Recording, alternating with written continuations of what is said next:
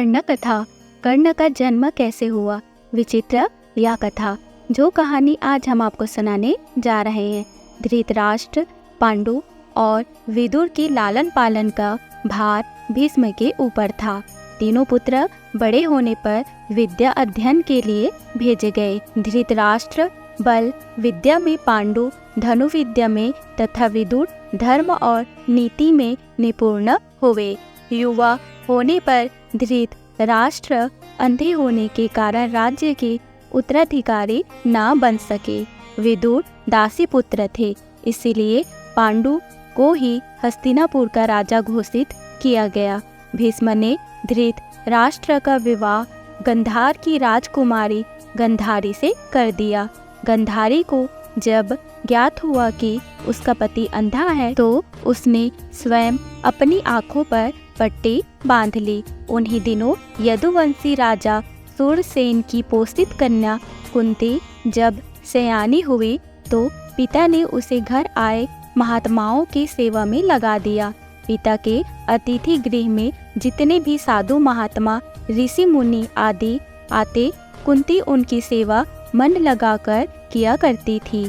एक बार दुर्वासा ऋषि आए, कुंती ने उनकी भी मन लगाकर सेवा की। कुंती की सेवा से प्रसन्न होकर दुर्वासा ऋषि ने कहा, पुत्री, मैं तुम्हारी सेवा से अत्यंत प्रसन्न हूँ, अतः तुझे एक ऐसा मंत्र देता हूँ जिसके प्रयोग से तू जिस देवता का स्मरण करेगी वह तत्काल तेरे समक्ष प्रकट होकर तेरी मनोकामना पूर्ण करेगा। इस प्रकार दुर्वासा ऋषि कुंती को मंत्र प्रदान करके चले गए। एक दिन कुंती ने उस मंत्र की सत्यता की जांच करने के लिए एकांत स्थान पर बैठकर उस मंत्र का जाप कर सूर्यदेव का स्मरण किया। उसी क्षण सूर्यदेव वहां प्रकट होकर बोले, देवी, मुझे बताओ कि तुम मुझसे किस वस्तु की अभिलाषा करती हो। मैं तुम्हारी अभिलाषा अवश्य पूर्ण करूंगा। इस पर कुंती ने कहा, हे देव, मुझे आपसे किसी भी प्रकार की अभिलाषा नहीं है। मैंने तो केवल मंत्र की सत्यता परखने के लिए ही उसका जाप किया है। कुंती के इन वचनों को सुनकर सूर्यदेव बोले, हे कुंती, मेरा आना व्यर्थ नहीं जा सकता। मैं तुम्हें एक अत्यंत पराक्रमी तथा दानशील पुत्र प्रदान करता हूँ। कुंती ने लज्जावश यह बात किसी से नहीं कह सकी। समय आने पर उसके गर्भ से कवच कुंडल धारण किए एक पुत्र उत्पन्न हुआ। कुंती ने उसे एक मंजूषा में रखकर रात्रि बेला में गंगा में बहा दिया। वह बालक बहता हुआ उस स्थान पर पहुंचा जहां पर धृतराष्ट्र का सारथी अधिरथ अपने अश्व को गंगा नदी में जल पिला रहा था। उसकी दृष्टि कवच कुंडलधारी शिशु पर पड़ी। अधिरथ निसंतान था, इसीलिए उसने बालक को अपने छाती से लगा लिया और घर ले जाकर उसे अपने पुत्र की जैसा पालने लगा। उस बालक के कान अति सुंदर थे, इसीलिए उसका नाम कर्ण रखा गया। कर्ण गंगा जी में बहता हुआ जा रहा था कि महाराज धृतराष्ट्र के सारथी अधिरथ और उनकी पत्नी राधा ने उसे देखा और उसे गोद ले लिया और उसका लालन पालन करने लगे।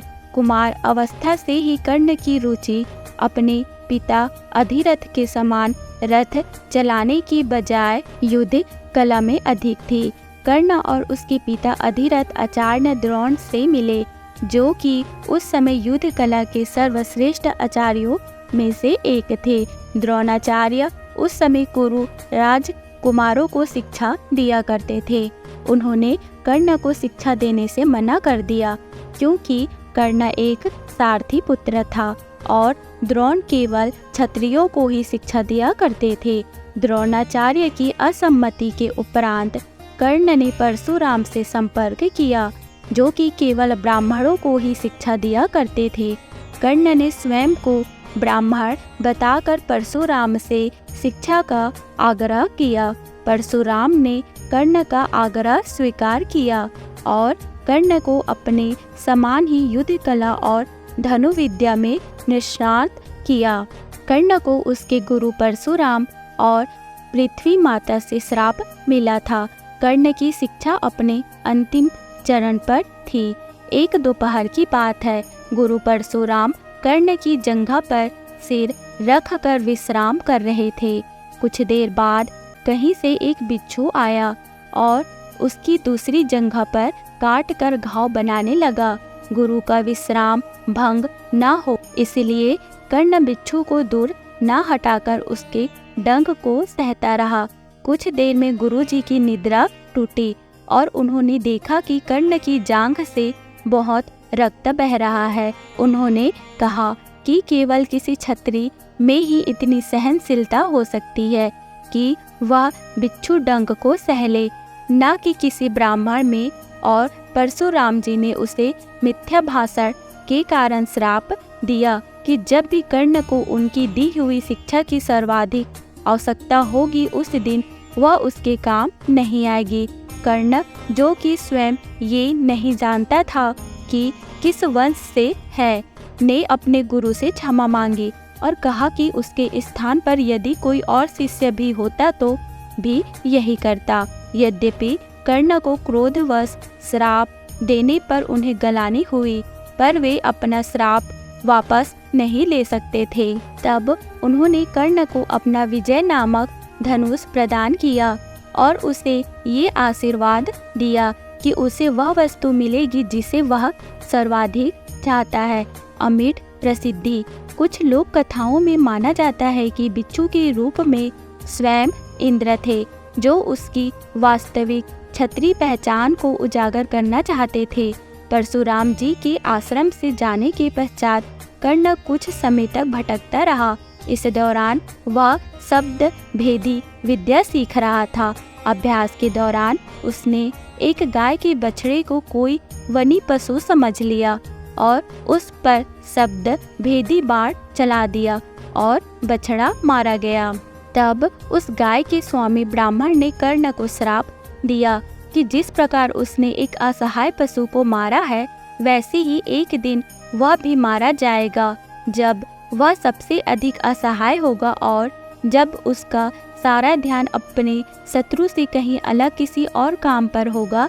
इस प्रकार कर्ण परशुराम का एक अत्यंत परिश्रमी और निपुण शिष्य बना। कर्ण दुर्योधन के आश्रय में रहता था। गुरु द्रोणाचार्य ने अपने शिष्यों की शिक्षा पूरी होने पर हस्तिनापुर में एक रंग भूमि का आयोजन करवाया। रंग भूमि में अर्जुन विशेष धनुर्विद्या युक्त शिष्य प्रमाणित हुआ।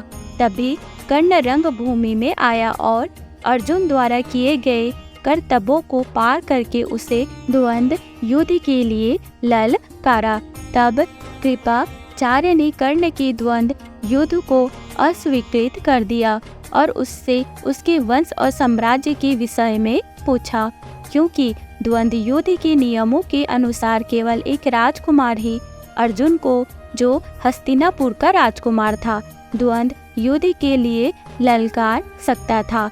तब कौरवों में सबसे ज्येष्ठ दुर्योधन ने कर्ण को अंगराज घोषित किया, जिससे वह अर्जुन से द्वंद्व युद्ध के योग्य हो जाए। जब कर्ण ने दुर्योधन से पूछा कि वह उससे इसके बदले में क्या चाहता है, तब दुर्योधन ने कहा कि वह केवल ये चाहता है कि कर्ण उसका मित्र बन जाए। इस घटना के बाद महाभारत के कुछ मुख्य संबंध स्थापित हुए, जैसे दुर्योधन और कर्ण के बीच सुदृढ़ संबंध बने। कर्ण और अर्जुन के बीच तीव्र प्रतिद्वंदिता और पांडवों तथा कर्ण के बीच वैमनस्य।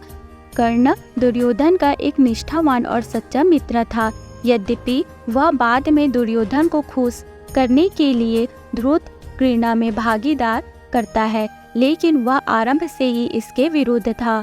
कर्ण शकुनी को पसंद नहीं करता था और दुर्योधन को हमेशा यही परामर्श देता कि वह अपने शत्रुओं को परास्त करने के लिए अपने युद्ध कौशल में बाहुबल का प्रयोग न करे कि कुटिल चालों का।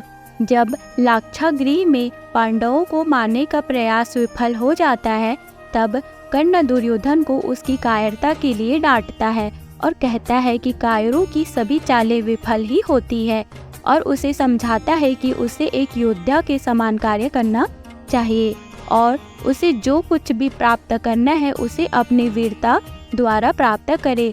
चित्रांगदा की राजकुमारी से विवाह करने में भी कर्ण ने दुर्योधन की सहायता की थी। अपने स्वयंवर में उसने दुर्योधन को अस्वीकार कर दिया और तब दुर्योधन उसे बलपूर्वक उठाकर ले गया। तब वहां उपस्थित अन्य राजाओं ने उसका पीछा किया, लेकिन कर्ण ने अकेले ही उन सबको परास्त कर दिया। परास्त राजाओं में जरासंध, शिशुपाल, दंतवक्र, साल्व और रुक्मी इत्यादि थे।